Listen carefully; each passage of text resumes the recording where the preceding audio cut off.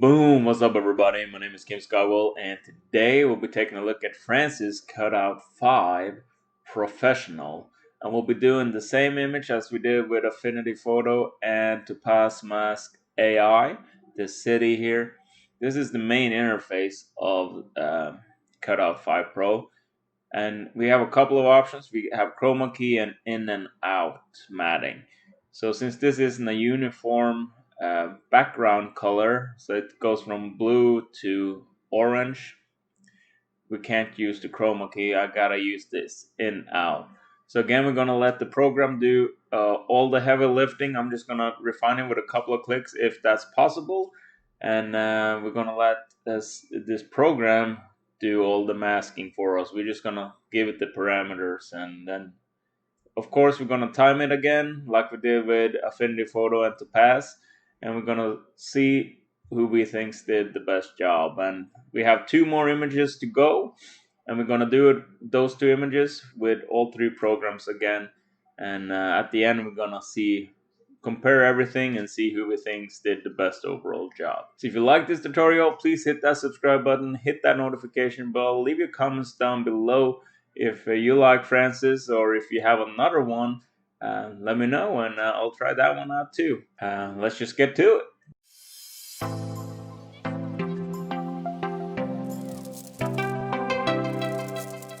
When you're inside Franzis Cut Out 5 Pro here, you just mark this here, and you see these light up. I'm gonna hit in and out. It's gonna flip the screen a couple of times. We have zoom buttons up here, yet to find shortcut keys for it. And then we have the inside and then the outside polygon too. So I'm gonna start here with the inside one, and this is just click and click and click, and if you mess up, you right click and you delete the last anchor point. I'm just gonna click here, and they say you don't have to be too accurate. So I'm just gonna go relatively rough, like be accurate enough, but not super accurate, like if I was doing this with the pen tool.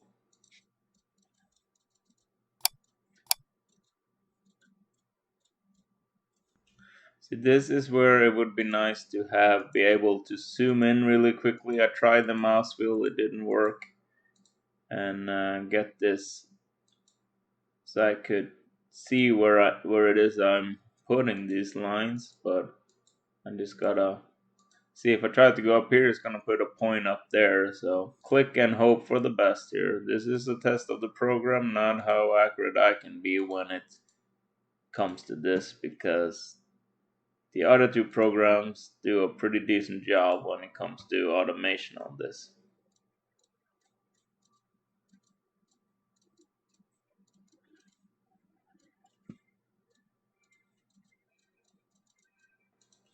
Then I'm just gonna go on the outside here and then double click up here to get the inside line.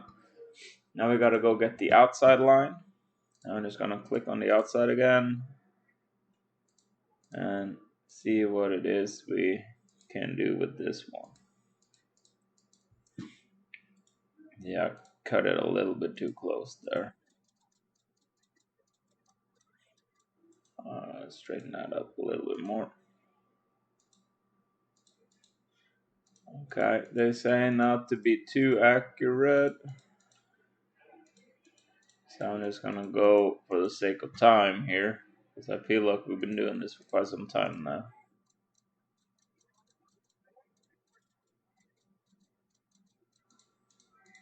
And then again on the outside, and double click to close it up. And then we're gonna hit this matting here. Now we're gonna see what the program can do. Okay, not too shabby. You can see up here there is clearly some left. I'm gonna change it over to more black here so we can see it. If I change over to this one, this is the grayscale mask. You can clearly see there's some stuff up there, and there's some in between the building here and on the side here. So I'm gonna choose this one, and it's a minus. I'm just gonna try and take this away. Okay, I don't know what that is right there. Okay, so you can go up here. I'm gonna try and take this away. I'm gonna try this here. This is also where it would be nice to be able to zoom um, very easily. I'm gonna zoom in now. See, this is very bad workflow here, and you have to deselect the tool just to zoom in and move around.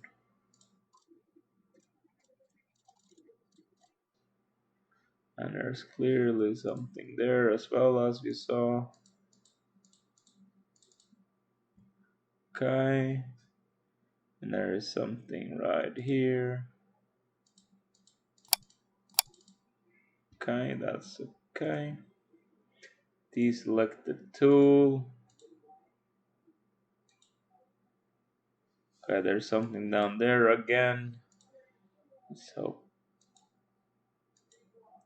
I don't like this as much as Affinity Photo or Topaz at this particular moment, just because you have to go in and out of the tools or the tool to be able to do this properly.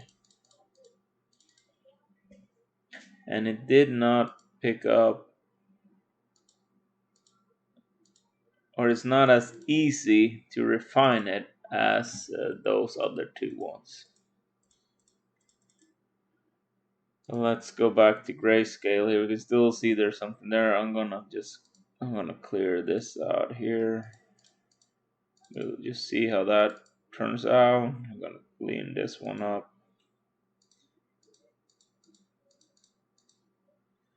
I'll do this side here as well.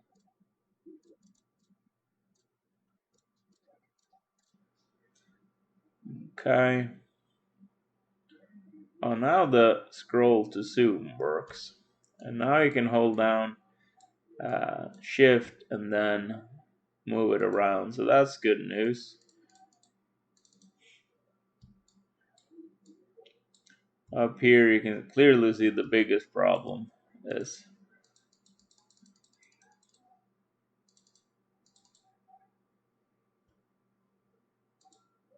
it's not doing a fantastic job here. But I feel like we have done as much cleanup as we did with the other two. So we're gonna see how this looks, and we can see that clearly there are some issues here. But that's it. So if you like this tutorial, please hit that subscribe button, hit that notification bell, leave your comments down below if you like Francis, if you have some tips and tricks on this program. My opinion as of right now is that it's not as good as Affinity Photo or Topaz Mask Studio, but at the very end, once we have done the other two images as well on all three programs, we'll compare each and every image on top of each other, and we'll see who did the best job, and we'll do them side by side as well. And